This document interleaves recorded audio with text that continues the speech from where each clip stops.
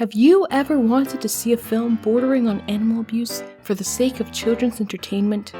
How about a film that was completely redubbed for the American release because the original Australian dub was too Australian? Why was it redubbed? It's still English, just with a heavy accent.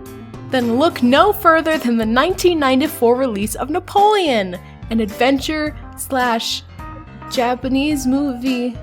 Why was it labeled as a Japanese movie? What? This film, directed by Mario Andreacchio, centers around a golden retriever puppy who lives in Australia. His name is Muffin, but he prefers to be called Napoleon because he dreams of a life of adventure as a wild dog. He stumbles into a balloon basket and is whisked away a la Pixar's Up. This film is weirdly aggressive, and by that I mean so many horrible life and death situations befall our protagonist. Half of this film is this adorable puppy almost being horribly maimed. He careens off the side of a cliff, is attacked and stalked multiple times by a feral cat, collapses from exhaustion and dehydration, and very nearly drowns. This kid's film doesn't have to be so dire. Anyway, the film starts off with a birthday party, and Napoleon lamenting about how cute he is. Wow, what a travesty. I hate being adored by all who see me. After hearing some howling in the distance, he concludes that it's the wild dogs calling to him, not just some random neighborhood dogs. Like, you're in an upper-class suburban neighborhood. I'm sure you and your mom aren't the only dogs around. So like a dunce, Napoleon knocks over a flower pot and alerts his mom that he's doing some shady shit. So some kids put him in a floaty and leave him to fend for himself in the water. And like, this mom, who I assume is the owner of the dogs, doesn't do anything. How do you know he can swim? No one is supervising this 2-month-old puppy. That's like the most important thing you do when you have a puppy. So Napoleon decides that he's had enough of his cushy pup life and jumps into a basket with balloons tied onto it, pretending it's a real hot air balloon. My question is, who made this basket? Why would they make it? Was it a prop for the birthday party? If so, was the original plan to put him in the basket anyway? Why is this basket here? However, his wiggling causes the thin ribbon holding down the balloon to loosen. The basket comes free, and Napoleon's mom advocates suicide. Muffin, jump down from there right now! But then decides that's a bad parental move. Should I jump? No, don't jump! Don't jump! Uh-oh. That's it. That's your reaction to being lifted 10 feet into the air.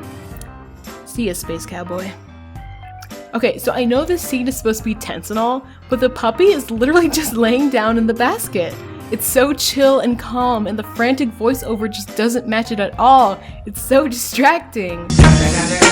And then he's all like, Very cool. You're literally 30 feet in the air, and just 2 seconds ago you were yelling for your mom. This is not an appropriate emotional transition. So cue the opening credits and this horrendous opening song. There's a new world out there, coming to find me. A few establishing shots and one should-be dead puppy later. He honestly should have been impaled, but whatever, I guess. We meet our other main character, Birdo, who I guess was flying over an entire ocean? Also, he's really annoying, and he squawks half of his lines. I'm Birdo. Birdolucci, what are you doing? So immediately after spotting land, Birdo decides to pop the balloons, thinking it'll float down safely. But of course, physics is a thing, and Napoleon just drops. But what's even better is that he starts tumbling down this cliff, and you can see the obvious stuffed dog in the basket, and it's hilarious. So Napoleon ditches Birdo, and we transition to him wandering in the forest in the dead of night. He messes up the spider's web like a total cuck, and then decides he's sleepy. So he curls up in this decaying log. Must be so comfy. Good night, my sweet prince. So then we're introduced to this deranged cat, and she mistakes Napoleon for a mouse. Now I've seen some mice in my day, and that ain't a mice. That's a doggo. So she just kind of stands there and hisses at him to give him time to escape, because this movie knows of this thing called manufactured tension. But then she starts like gurgling at him. I don't have a cat, so I have no idea what that fresh hell was. So Napoleon straight up tells this cat that she's crazy. Listen to me. I'm not a mouse. You are a deeply disturbed animal. You shut up! And then she falls in the water. That's the scene. Next. Napoleon meets up with Birdo again, and these random birds we've never seen start singing about how Napoleon should go home because he won't survive. And I swear to God, not even 5 minutes later, we get another song. This time it's Birdo trying to teach Napoleon how to murder rabbits. A wild dog must learn to kill. Some warm buddy blood must spill. Isn't this bird an herbivore? An insectivore at most? Why would he be so keen on murder? Like, I get the whole eat to survive thing, but he's so aggressive about it. It's like a Disney villain song, and it even has E-string violin notes. In the next scene, we learned that the cat was a house pet gone rabid. But how did she get there? Did she also get stuck in a balloon basket? The movie never addresses this. And then we transition to a snowy mountain peak. How did we get here? What, horses? What? We went from a coastline to a forest to swampy grasslands to plains to a snowy mountain? Are we supposed to assume that Napoleon flew to an entirely different section of Australia and then trekked through 5 different biomes? I don't understand where we are right now.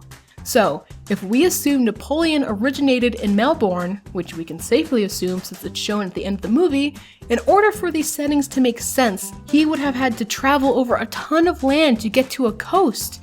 We can assume he landed in Malakuta and wandered through a national park, but from Malakuta to the nearest mountain range is 71 kilometers, which is about a 15-hour trek by foot. What I'm trying to say is that this landscape makes no sense. Next scene, we get a wildfire. And I'm not kidding, we go from a tiny brush fire to a cut, and then a raging wild fire. There's no transition, it's just this huge fire out of nowhere. So Napoleon, with his super strong dog sense of smell, could smell sugar, but not the much more potent smoke from a raging fire. Genius, incredible, awesome, wonderful, I love it, so good. Good job, Mario Andreacchio. He makes it out of the fire without a scratch because manufactured tension, and we run into a whole flock of birdos. Yay. Crazy Cat appears again and doesn't do anything except threaten Napoleon. I won't stop until I kill you. Okay, cool. Bye. Kinda pointless. We meet Gollum from Lord of the Rings and he just yells about a stripe in the road, and that's the scene. Ugh. Go back home. I can't, Birdo. I've gone too far to give up now. If I turn back, I'll never know what it's really like to be wild. And I've dreamt about that my whole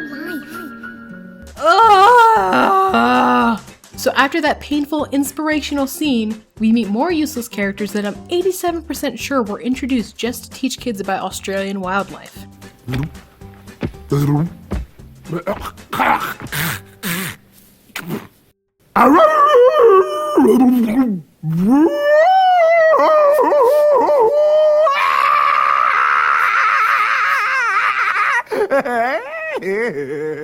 What is happening in this film? Anyway, Napoleon realizes he's a dumb cuck and succumbs to the sweet embrace of death. But oh wait, flash flood! So he finds some wild dog puppies and decides he has a reason to live again.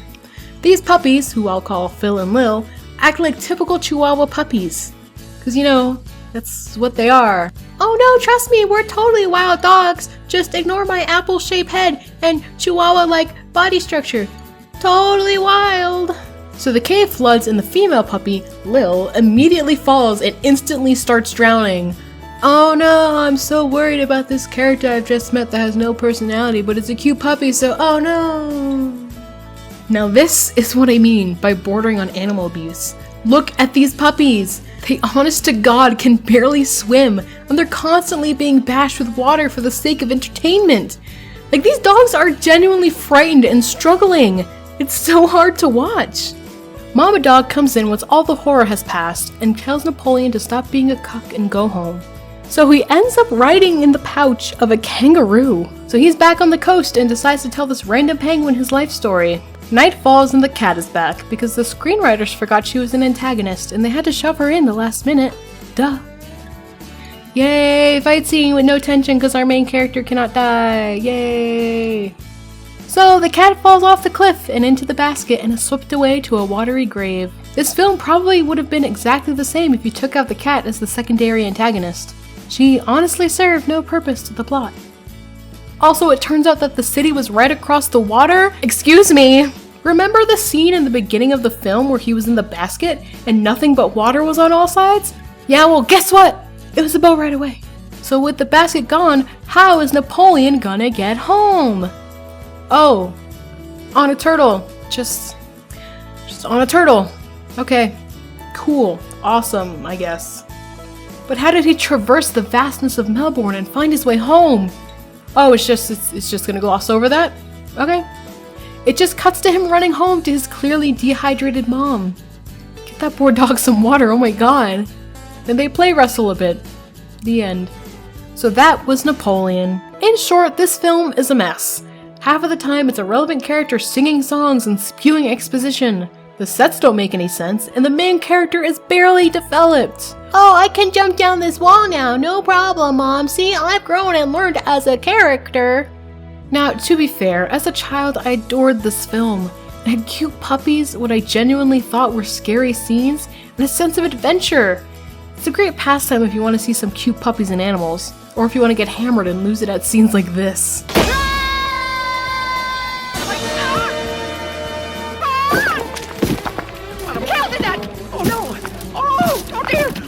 Overall, it's eh.